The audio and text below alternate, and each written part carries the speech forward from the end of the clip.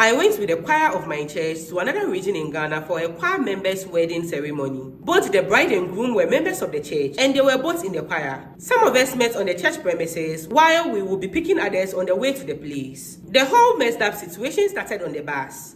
I was seated next to a girl we will call Nina and a boyfriend we will call Nat. Nina and I used to be good friends and we had a falling out last year, and so we hardly talked anymore. I was even surprised they chose to sit next to me.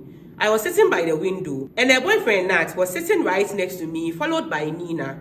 I was just pressing my phone, minding my business, while the two of them held hands, whispered and laughed. As the bus moved, we picked up different members of the choir who were also going to the wedding with us. We were traveling for 6 hours straight, and we tried to leave early, but because some people couldn't make it to the church premises early, we ended up leaving late. I think we left the church at around 1 p.m. instead of 9 a.m. To be honest, I felt very uncomfortable with Nina and Nat sitting next to me, especially since the journey was so long. Nina was acting as if I didn't exist, just sweet talking with her boyfriend and laughing over jokes he was saying that were not even funny. I couldn't take it anymore, and so I just took my earpiece, plugged it into my phone, and listening to loud music, blocking all the noise around me. Around 5 p.m., the bus stopped, and we were asked to come down and use the restroom. Also, there was a small canteen there that sold food and snacks, and so we were asked to eat if we wanted to, or buy snacks. We were given 30 minutes. Nina got down, but her boyfriend didn't. I also got down to use the restroom and buy some snacks. By the time I got back to the bus, Nat was sitting at where I was sitting previously and had his head on the back of the seat in front of him, like he was sleeping. He didn't move when I came to sit beside him. I called his name, but he didn't move, and that is when I realized he was sleeping. I hated this. This meant that I had to sit beside Nina. The bus was fully packed. If not, I would have changed my seat. I didn't have any option. People started climbing back onto the bus, and when Nina entered and saw that she would be sitting next to me, I saw her face change, which means that she was also unhappy. Nat's head was still on the back of the seat, sleeping. Nina frowned her face and sat beside me. The bus finally moved, and I just put back my earpiece into my ears and continued listening to my music while I ate my snacks. About 30 minutes later, the bus was dark, and a lot of people were sleeping. Nina had also dozed off right beside me. Nat raised his head and stretched. He looked at me and smiled. And I looked down and continued pressing my phone. He held my hand all of a sudden. I turned to look at him and pulled my hand away, but he didn't give up. He took my hand again. I looked at him and whispered, "What are you doing?" I didn't want Nina or anyone to see what he was trying to do. He just smiled at me and whispered, "I miss you." I didn't know what to do. He was still holding my hand, and this was bringing back memories. I was still trying to take my hand back. After a few seconds, I stopped fighting and let him hold my hand. He whispered into my ears and asked me how I was doing, and I nodded. He pulled my hand to his mouth and kissed my hand. Then he kissed my cheeks too. Before I knew it, his hand was sliding slowly up my thigh, and then he started to unzip my jeans. Nina was still asleep beside us. I looked at her, and then I looked at Nat, who just winked at me. At first, I wanted to tell him to stop, but I relaxed, put my bag on my lap to cover his hand, and let him do what he wanted to do.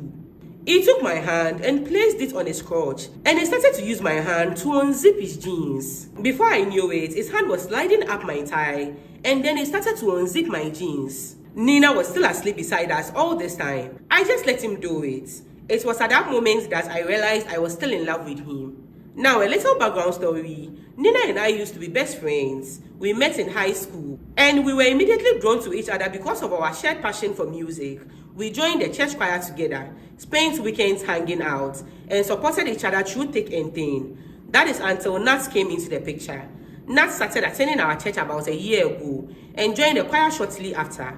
He was charming, intelligent, and had this magnetic personality that drew everyone in, including me. Nina knew right away how I strongly felt about Nat.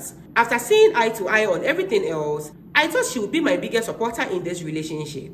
Nat and I started dating, and for the first few months, it was wonderful. Nina seemed genuinely happy for us, or so I thought.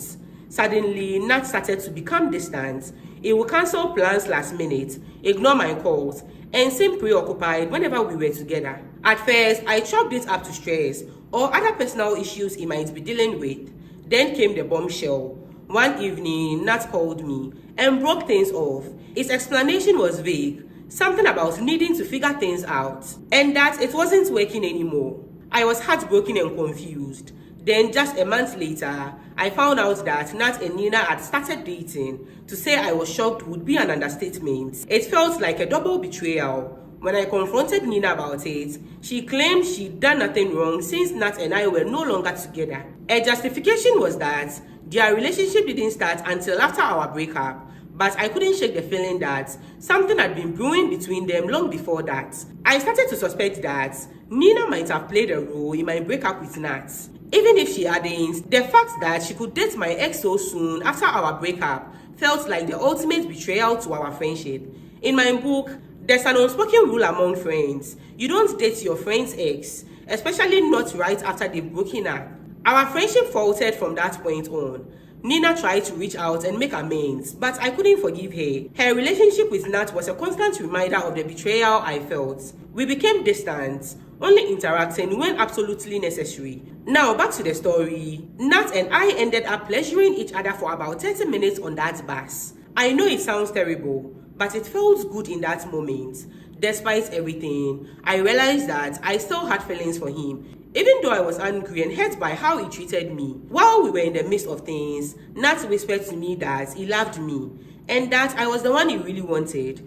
Those words sent my emotions into overdrive, but part of me couldn't help wondering if he truly meant it or if he was just saying it in the heat of the moment. After he came, he handed me a handkerchief so I could clean my hand.